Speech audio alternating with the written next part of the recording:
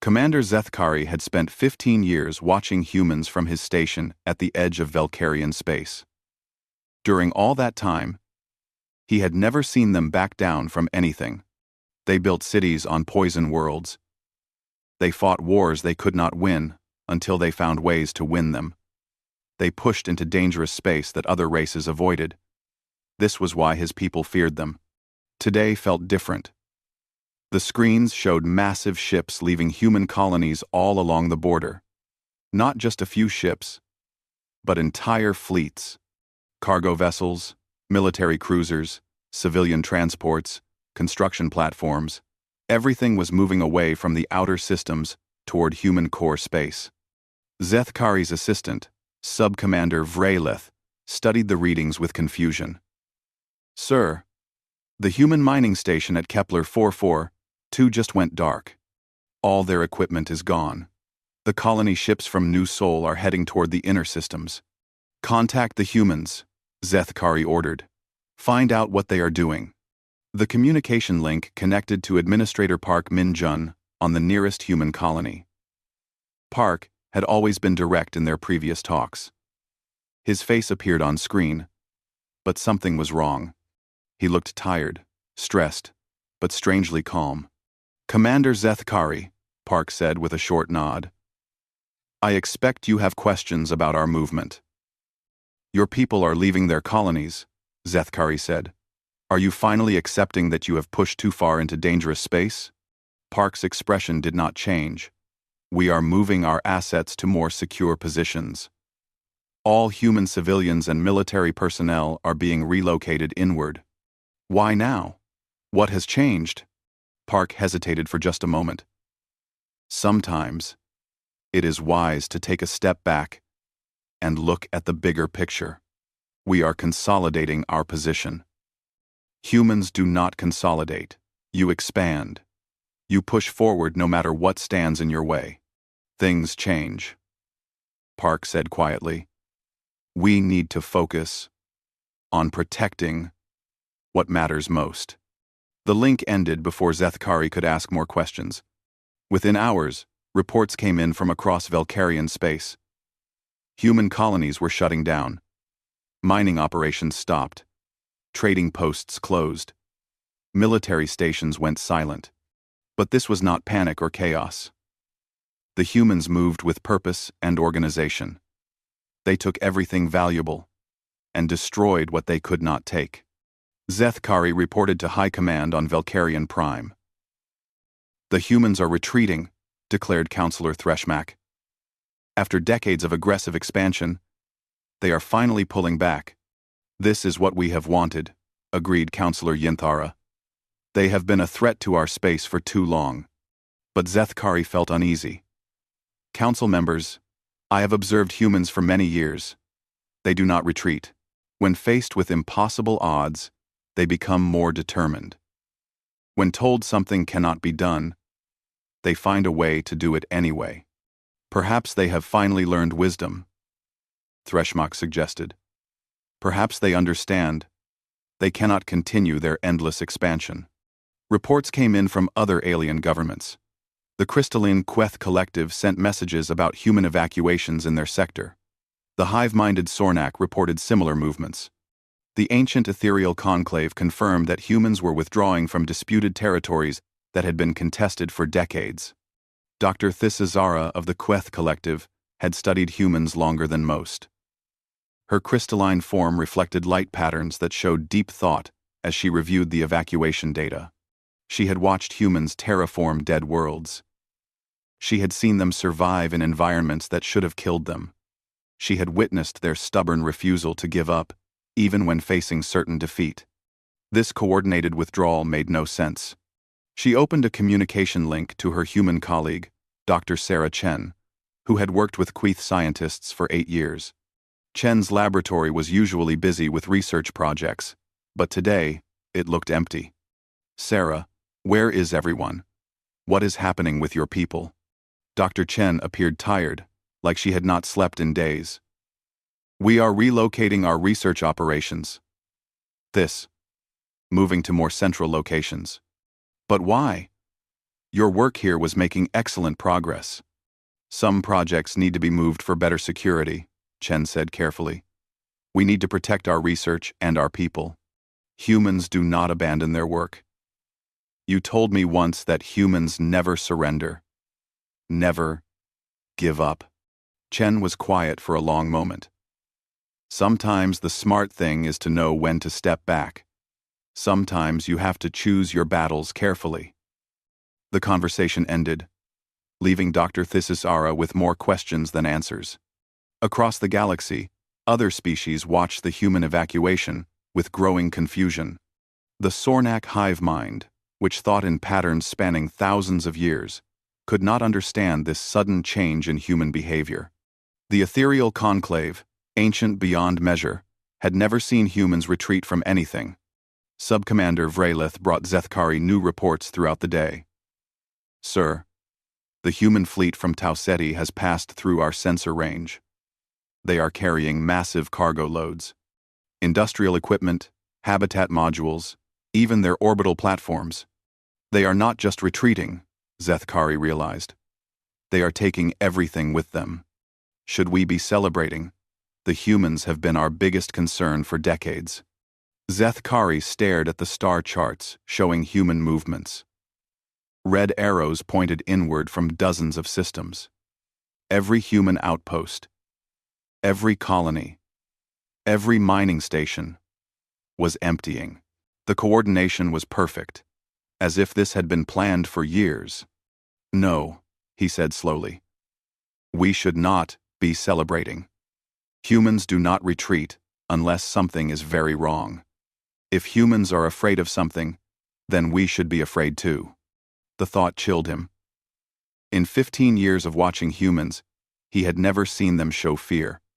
They faced every danger with determination and stubbornness. They solved every impossible problem through sheer will and creativity. If humans were running from something, what could be terrible enough to make them flee? Night fell on the Velkarian border station. But Zethkari could not sleep. Outside the windows, space looked the same as always. Stars shone in familiar patterns. Everything seemed normal and peaceful. But somewhere out there, beyond the edge of known space, something had scared humanity enough to make them abandon years of work and run toward their core worlds. And that thought terrified him more than anything humans had ever done. Dr. Thisisara had not left her laboratory for 3 days. Her crystalline body pulsed with nervous energy as she studied the data streams showing human movements across the galaxy.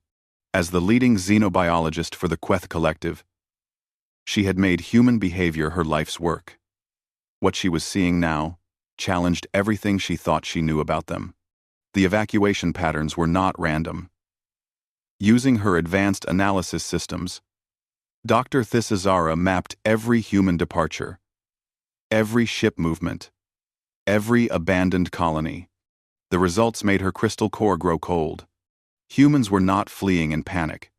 They were executing a carefully planned withdrawal that must have been prepared years in advance. The coordination was perfect. Supply lines were maintained. Defensive positions were established. Industrial capacity was preserved and relocated. But most disturbing of all, the pattern showed they were preparing for something approaching from beyond the galactic rim. Impossible, she whispered to herself. Nothing lived in the void between galaxies. Even the ancient ethereal conclave, which had existed for millions of years, had never encountered anything from intergalactic space. She opened another communication with Dr. Sarah Chen. This time, Chen answered from what looked like a transport ship rather than her laboratory. Sarah, I need you to be honest with me, Dr. Thisisara said. Your people are not just relocating. You are preparing for something. The evacuation patterns suggest you expect a threat from outside our galaxy. Dr. Chen's face remained carefully neutral, but Dr. Thisisara could read the stress in her human features. Some things are too big to fight. Sometimes the bravest thing you can do is know when to step back. Step back from what? What do you know that we do not? I cannot tell you more than that, but I will say this. If you value your civilization, start moving your outer colonies toward the galactic center. Soon. The communication ended, leaving Dr. Thisera staring at a blank screen. Meanwhile, in Sornak space, the hive mind was having its own disturbing realizations. The Sornak thought as one massive consciousness spanning billions of individual bodies. Their ability to plan across vast timescales was legendary throughout the galaxy. But human evacuation patterns suggested preparation for something on a scale that even the Sornak found frightening. The hive mind had watched humans for decades with grudging respect. Where other species would retreat from dangerous worlds, humans would adapt and thrive. Where other species would surrender to superior forces, humans would find unexpected advantages and win impossible victories. The Sornak had learned not to underestimate human determination. Now, for the first time in recorded history, humans were withdrawing from territory they had claimed. The implications terrified the hive mind. Through its billion eyes across hundreds of worlds, the Sornak observed human fleets moving inward. The humans were not just taking their people. They were dismantling entire industrial complexes, loading massive orbital stations onto transport vessels, even taking their agricultural platforms. This was not retreat. This was evacuation on a scale that suggested they never intended to return. On Valkyrian Prime, Commander Zethkari stood before the High Council to deliver his latest report. The council chamber, once filled with celebration about human withdrawal, now hummed with nervous energy. The humans have now evacuated all colonies within 50 light-years of the galactic rim, Zethkari reported. Our intelligence shows they are establishing new defensive positions around their core systems. But these defenses are not designed to fight us or any known galactic threat. Counselor Threshmach leaned forward. What do you mean? The defensive positions are oriented outward, toward empty space beyond our galaxy. They are building sensor arrays of unprecedented size. They are stockpiling resources far beyond what any normal military operation would require. Perhaps they are planning some kind of long-term expansion beyond the galaxy, suggested Counselor Yinthara. Zethkari shook his head. No, Council member. These are not expansion preparations. These are survival preparations. The humans are getting ready to hide. The council chamber fell silent. Dr. Thisera contacted every human scientist she knew. Most would not respond. The few who did speak with her were evasive and clearly under orders not to share information. But one conversation gave her a clue that chilled her to her crystalline core. Dr. James Lee, a human physicist she had collaborated with on stellar formation research, finally agreed to speak with her privately. He appeared on her screen from what looked like a bunker rather than his usual research facility. James, please. Our species have worked together for decades. What is happening? Dr. Lee looked exhausted and frightened. This. How much do you know about what exists in the void between galaxies? Nothing exists there. It is empty space. That is what we thought too. Our deep space probes proved us wrong. What did you find? Dr. Lee was quiet for a long moment. Tis. Promise me you will start evacuating your outer worlds immediately after this conversation. Do not wait for official confirmation. Do not wait for more evidence. Start moving your people inward now. James, you are scaring me. Good. You should be scared. We all should be scared. The communication ended. That night, Dr. Thisera sent an urgent message to the Queth collective leadership. She recommended immediate evacuation of all colonies within 100 light-years of the galactic rim. Her message was met with skepticism and demands for more evidence. But her research into human behavior had taught her one crucial thing. When humans were afraid enough to run, everyone else should run too.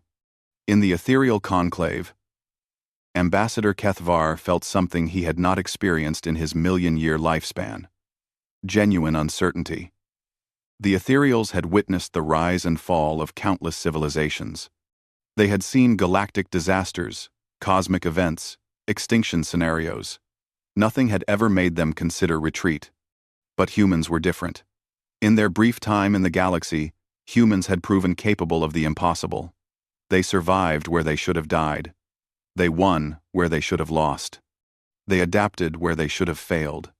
If humans were retreating, it meant they had encountered something beyond their remarkable ability to adapt and overcome. Ambassador Kethvar made a decision that would have shocked younger members of his race. For the first time in ethereal history, he began preparing contingency plans for evacuation. Across the galaxy, the message was becoming clear to those who were willing to see it. Humans did not retreat from superior firepower. They did not flee from hostile environments. They did not abandon territory because of political pressure. Humans only ran from things they could not fight. And if humans could not fight it, nothing in the galaxy could fight it either. Ambassador Kethvar of the Ethereal Conclave had lived for over 1 million years. He had watched galaxies form and die. He had seen species rise from primitive beginnings to cosmic powers, then fade into memory. In all that time, nothing had shaken his confidence in the ethereal's ability to understand and survive any threat. Today, that confidence cracked. The Ethereal Conclave had ruled from the galactic center for millions of years. Their energy-based forms allowed them to exist in ways that younger species could not comprehend. They had survived supernovas, black hole formations, and cosmic catastrophes that destroyed entire sectors of space. But the human evacuation worried them. Ambassador Kethvar had been assigned to study humanity when they first appeared in the galaxy 300 years ago. He had watched them spread across hostile worlds with determination that impressed even ancient ethereals. He had seen them face impossible odds, and somehow find ways to win. Humans did not retreat. Yet here they were, abandoning their outer colonies with systematic efficiency that suggested years of planning. The coordination was perfect, the execution flawless. This was not panic. This was preparation. Kethvar made a decision that would have shocked his younger colleagues. He would demand answers directly from human leadership. The meeting took place at a neutral station in disputed space. Admiral Chen Wei-Ming represented humanity. Kethvar had met the admiral before, during territorial negotiations. Chen was known for his direct approach and refusal to back down from any position. Today, Chen looked like he had not slept in weeks. Admiral Chen. Kethvar began. His energy formed shifting colors to show formal diplomatic respect.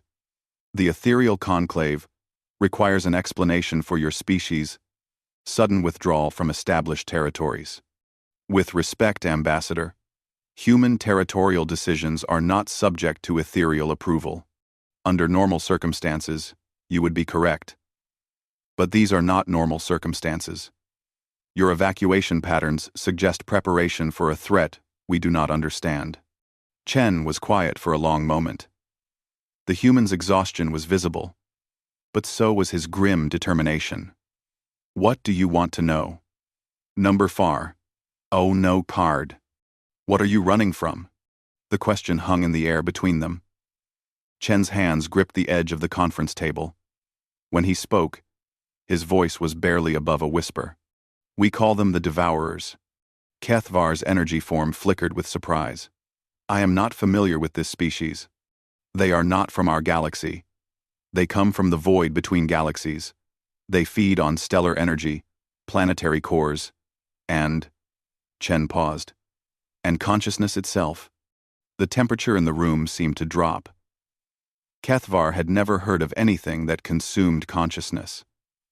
Even the most ancient ethereal records contained no reference to such entities. How do you know of them? 20 years ago, we sent automated probes beyond the galactic rim. Long-range exploration missions designed to map intergalactic space. 14 probes in total, launched in different directions. What did they find? Chen activated a holographic display. For 18 years, the probes sent back normal data. Empty space, cosmic radiation, dark matter. Standard readings for intergalactic void. The display showed probe telemetry streams, then sudden cutoffs. 2 years ago, Probe 7 detected massive structures moving through intergalactic space. entities the size of solar systems. Before it could gather more data, the probe was consumed. Not destroyed, consumed. Every atom was converted into some kind of energy we do not understand. Kethvar studied the data. The energy readings were unlike anything in ethereal records. Probe 12 lasted longer. Chen continued. It managed to transmit detailed scans before it was taken. What we saw. He paused, his hands shaking slightly. They had consumed an entire galaxy. Billions of stars, trillions of worlds, countless civilizations. All converted into pure energy that feeds these entities. How many of these devourers are approaching? We detected at least 30 individual entities. They move slowly by galactic standards, but they are definitely heading toward our galaxy. Kethvar's energy form pulsed with disbelief. Why did you not warn the galaxy? Chen's expression hardened. We tried. We sent data to every major civilization. The Valkyrian Council said it was human propaganda, designed to justify military expansion. The Queth Collective demanded access to our probe technology before they would consider the threat real. The Sornak hive mind dismissed our evidence as insufficient. And the ethereal conclave? Your representatives said that if such entities existed, the ethereals would have detected them millions of years ago. They refused to examine our data. Kethvar felt something he had not experienced in eons: shame. The ethereals' arrogance had blinded them to a genuine cosmic threat. How long before they arrive? Our calculations suggest first contact with the galactic rim in approximately 18 months. The timeline sent chills through Kethvar's energy matrix. What is your plan? Chen activated another display showing human defensive preparations. We cannot fight them. Our weapons are useless against entities that consume stars for nourishment. Our only chance is to hide. Hide where? We are relocating all human populations to the galactic core. The dense star formations and gravitational anomalies around the central black hole might mask our presence. We have developed new stealth technology, but it requires perfect coordination between all inhabited systems. Kethvar studied the defensive plans. The scope was staggering. Relocating billions of people, countless industrial facilities, entire civilizations worth of infrastructure. This plan would require cooperation from every species in the galaxy. Yes, which is why we knew it would fail. What do you mean? Chen's expression grew bitter. We have spent 20 years trying to warn everyone. 20 years of being called liars, warmongers, or worse. We realized that most species would never believe the threat until it was too late. So you decided to save only yourselves? No. Chen's voice grew firm. We decided to save whoever was smart enough to follow our lead. We knew that some people would notice our evacuation and ask the right questions. We hoped that some civilizations would be wise enough to copy our preparations even without knowing why. Kethvar understood. Humanity had spent 2 decades trying to save the galaxy through cooperation. When that failed, they had chosen to save the galaxy through example. Why tell me this now? Because you asked directly. Because the ethereals have the resources to spread the warning in ways we cannot. And because Chen hesitated. Because in 18 months, when the devourers reach our galaxy, we will need every surviving civilization working together if we want to live through this. Ambassador Kethvar left the meeting with his entire worldview changed. For 1,000,000 years, he had believed that the ethereal conclave was the ultimate authority in the galaxy. Today, he learned that a young species called humanity had been protecting everyone while the ancient races argued about territory and politics. He returned to the ethereal conclave with a message that would shock his ancient colleagues. It was time to follow humanity's lead. The galaxy's youngest species had become its only hope for survival. The first confirmation came from the ethereal conclave's most sensitive deep space sensors. Ambassador Kethvar had convinced the Ancient Council to redirect their monitoring arrays toward the galactic rim. What they detected there made even million-year-old consciousness patterns flicker with terror. Stars were going out, not exploding into supernovas or collapsing into black holes, simply vanishing, as if they had never existed at all. Entire solar systems disappeared from sensor readings within hours. The wave of destruction was moving steadily inward from the galactic edge. Dr. This's era received the data transmission at her relocated laboratory deep in Queth space. Her crystalline form reflected patterns of pure panic as she processed the readings. Everything Dr. Chen had warned her about was happening exactly as the humans had predicted. She immediately sent emergency broadcasts to every Queth colony within 300 light-years of the galactic rim. The message was simple. Evacuate immediately toward the galactic center. Do not stop to gather resources. Do not wait for official orders. Run now or die. Most colonies ignored her warnings. They demanded proof, authorization, explanations that would take precious time she did not have. Dr. Thisazara watched helplessly as entire Queth settlements continued their normal routines while cosmic death approached. But some listened. 3 major colonies began emergency evacuation procedures based solely on her recommendation. Their ships launched within hours, carrying millions of Queth citizens toward safety. They escaped just in time. Within 2 days, their home systems simply ceased to exist. On Valkyrian Prime, Commander Zeth Carey stood before an emergency session of the High Council. The chamber was in chaos as reports flooded in from across their territory. The Outer Rim monitoring station went silent 6 hours ago, he reported. Long-range sensors show no debris, no energy readings, nothing. The entire system has vanished. Counselor Threshmock's voice shook as he spoke. How is this possible?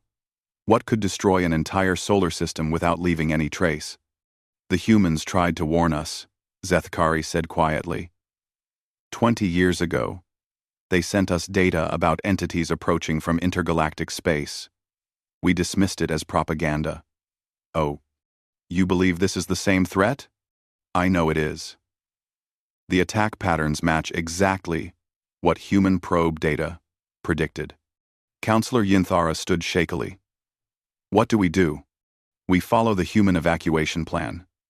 We move every ship, every person, every piece of critical infrastructure toward the galactic center immediately. And abandon our homeworld? Zethkari's expression was grim. Counselor, in approximately 72 hours, our homeworld will not exist. We can evacuate now. Or we can die here, arguing about it. The decision was made within minutes. Valkyrian emergency broadcasts went out across their entire civilization.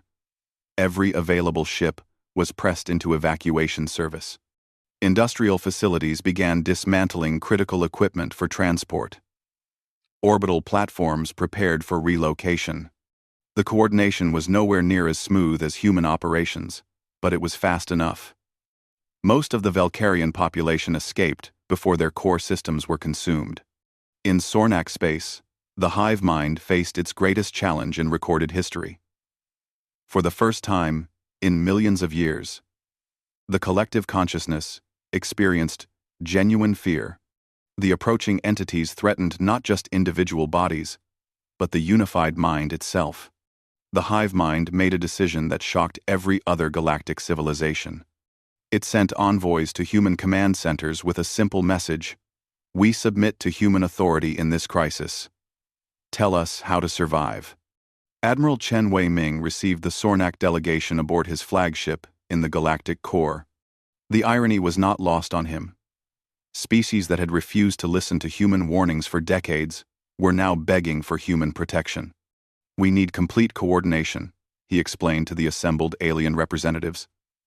Every ship, every habitat, every industrial facility must be relocated according to our defensive plan. There can be no territorial disputes, no political arguments, no delays. The Queth delegate, Dr. Thisasara, spoke for many when she said, Admiral, our species will follow human leadership completely. We have seen what happens to those who do not. The next few weeks became the largest coordinated effort in galactic history. Millions of ships moved through space, carrying the populations of dozens of worlds toward the relative safety of the galactic center.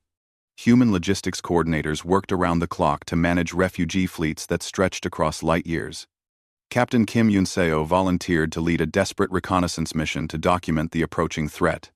Her mixed-species scientific team included volunteers from 12 different civilizations, all willing to risk their lives for crucial intelligence.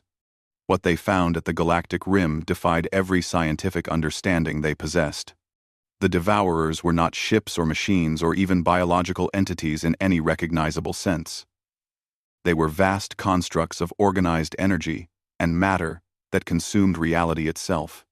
Each entity was larger than most solar systems, moving through space with purpose and intelligence that suggested cosmic-level consciousness. They are not destroying the stars, Dr. Thisazara observed from her sensor station. They are converting them into pure energy and absorbing that energy into their own matrix. The gravitational readings are impossible, reported Dr. Marcus Torres, the human physicist. They are somehow folding space-time around themselves, creating pockets of compressed reality. Captain Kim watched the sensor displays with growing horror. They are not just consuming matter and energy. They are unmaking the fundamental structure of space itself. The team documented everything they could before retreating to the galactic core. Their data confirmed humanity's worst fears. The Devourers were not simply predators. They were forces of cosmic entropy that converted organized reality back into primordial energy. Fighting them would be like trying to stop entropy itself. When the reconnaissance data reached the refugee fleets, several alien governments demanded immediate negotiation attempts. Surely beings of such advanced capabilities could be reasoned with, bargained with, convinced to spare inhabited worlds. 3 separate diplomatic missions launched toward the approaching entities. All 3 simply vanished without sending any messages. The Devourers did not communicate, negotiate, or show any interest in the galaxy's inhabitants beyond their value as energy sources. Admiral Chen gathered the remaining galactic leadership for a final briefing aboard the massive refugee habitat that had become their temporary capital. We have perhaps 6 weeks before the Devourers reach the outer edges of our defensive perimeter, he announced. The evacuation is 90% complete, but we still have millions of beings scattered across space. Can we hide from them? Asked Ambassador Kethvar. We will try. Human stealth technology, combined with the natural interference from the galactic center, might mask our presence. But there are no guarantees. Commander Zethkari spoke the question everyone was thinking. And if they find us anyway? Admiral Chen's expression was grim but determined. Then we make our final stand. Not to defeat them. That is impossible. But to ensure that some record of our civilization survives for whatever comes after. The galaxy's survivors prepared for the ultimate test. They had run as far as they could run. Now they would discover whether human ingenuity and galactic cooperation could preserve life itself against cosmic forces that consumed entire galaxies. Outside the viewport, stars disappeared one by one as the Devourers approached their final refuge. The final refugee fleet gathered around the massive black hole at the galaxy's heart, hidden within a maze of gravitational distortions and cosmic radiation that human scientists hoped would mask their presence. Billions of beings from dozens of species crowded into hastily constructed habitats. Their entire civilizations reduced to whatever they could carry in their escape ships. Admiral Chen Wei-ming stood on the bridge of the command vessel, watching displays that showed the approaching wave of cosmic destruction. The Devourers had consumed 2/3 of the galaxy in just 8 weeks. Entire spiral arms had simply ceased to exist. Status report, he ordered. 94% of registered populations have reached the safe zone, reported Captain Kim Yoon-seo. We are still receiving distress signals from scattered settlements that refused to evacuate. And our defensive preparations? Dr. Sarah Chen looked up from her science station. The stealth field is operating at maximum efficiency. We are invisible to conventional sensors, but we have no idea if these entities use conventional detection methods. Around the command bridge, representatives from every major surviving civilization worked alongside human officers. Dr. Thisara monitored Queth crystal technology that helped power the massive stealth generators. Commander Zeth Kari coordinated Velkarian defensive systems. Even the ancient ambassador Kethvar had taken a station, using ethereal energy manipulation to strengthen their concealment. The Sornak hive mind had made the ultimate sacrifice, allowing human technicians to directly interface with their collective consciousness to achieve perfect coordination across millions of ships and habitats. Contact from Refugee Habitat 7, reported Lieutenant Park Ji-min. They are requesting permission to send rescue ships back for the colonies that missed the evacuation deadline. Admiral Chen closed his eyes briefly. The same human instinct that had driven them to prepare for this catastrophe now demanded they risk everything to save stragglers. But he knew the cold mathematics of survival. Denied. We cannot risk the entire refugee fleet for settlements that chose not to listen to our warnings. Sir, Dr. Thisara spoke up, her crystalline voice carrying grief. Those are my people out there. Queth colonies that did not believe the threat was real. I understand, Doctor, but if we reveal our position now, everyone dies. The decision tore at every human instinct, but it was the only logical choice. They watched helplessly as the last independent settlements vanished from their sensors, consumed by entities too vast to comprehend. 3 days later, the first devourer reached the galactic core region. Movement detected at Sector 794, announced Commander Zethkari. Entity size approximately 4 light-years across. On the main display, space itself seemed to bend and twist around the approaching devourer. Stars that had burned for billions of years simply winked out of existence as the entity passed. Even the cosmic background radiation changed, as if reality itself was being rewritten. Stealth field holding steady, reported Dr. Chen. No indication they have detected our presence. For 6 agonizing hours, they watched the massive entity move through their hiding place. It passed within 2 light-years of their largest habitat cluster, close enough that gravitational effects from its passage caused minor tremors in their artificial environments. But it continued moving without pause, consuming stellar material as it went. It did not see us, whispered Ambassador Kethvar, his million-year-old consciousness struggling to process what they had witnessed. 1 down, Admiral Chen said grimly. 29 to go. Over the following weeks, more devourers entered the galactic core. Each passage was a test of their stealth technology and their collective will to remain hidden. Entire populations held their breath as cosmic giants moved past their refuges. Some entities came terrifyingly close. One passed directly through the edge of their stealth field, missing their largest habitat by mere light minutes. Another paused for hours near their position, as if sensing something but unable to locate the source. But the human technology held. The combined efforts of every galactic civilization, working in perfect coordination, kept them hidden from cosmic predators that treated stars as food. Finally, after months of terror, the last devourer moved beyond the galactic core toward the far spiral arms. The entities had consumed roughly 90% of the galaxy's stellar mass.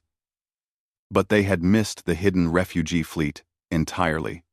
Long-range sensors show all entities moving toward the galaxy's outer edge, reported Captain Kim. They appear to be departing for intergalactic space. Confirmed, Dr. Chen added. The devourers are leaving. They consumed what they wanted and are moving on to the next galaxy. The news spread through the refugee fleet like wildfire. Billions of beings who had lived in constant terror for months finally dared to hope they might survive. But Admiral Chen knew their challenges were just beginning. Fleet status report, he ordered. Dr. Thisara compiled data from across their scattered settlements. Total surviving population, approximately 42 billion beings from 17 different species. Industrial capacity, 12% of pre-crisis levels. Agricultural production, 8% of minimum requirements. The numbers were stark. They had saved lives, but they had lost their civilizations. What about habitable worlds? Asked Commander Zethkari. Captain Kim consulted her stellar surveys. Within our safe zone, we have identified 14 planets capable of supporting life with minimal terraforming. None are ideal, but all are survivable.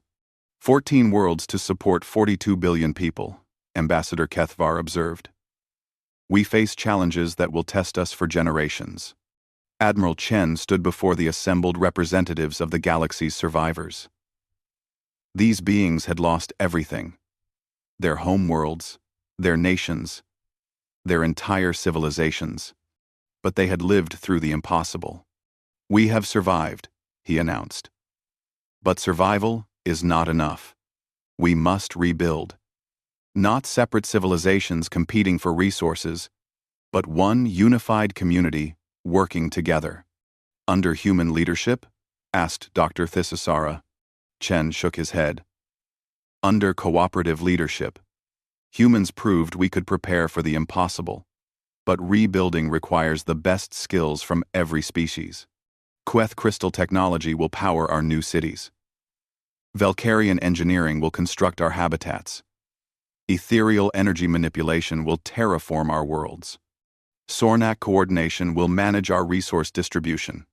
Commander Zethkari spoke for many when he said, "For decades, we feared human expansion and aggression. We never realized that same determination would be what saved us all. Humans do not retreat from fear."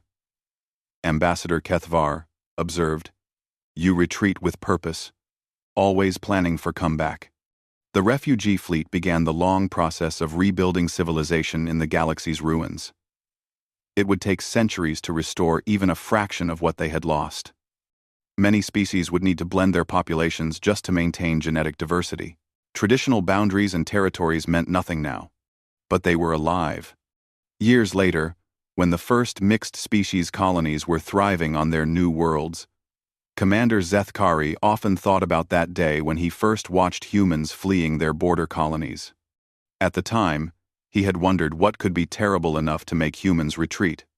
Now he understood the final irony. Humans had not retreated because they were afraid. They had retreated because they cared too much to let pride destroy everyone they could save. The galaxy's most aggressive species had become its greatest protectors, leading everyone to safety when no one else could even recognize the danger. In the cosmic deep, other galaxies faced the approaching devourers with no warning and no preparation. They fell in weeks or days, their civilizations consumed without ever understanding what destroyed them. Only one galaxy had survived, because one species had been stubborn enough to plan for the impossible and caring enough to save their enemies along with themselves. The humans had fled in fear, and in fleeing, they had saved everything worth saving.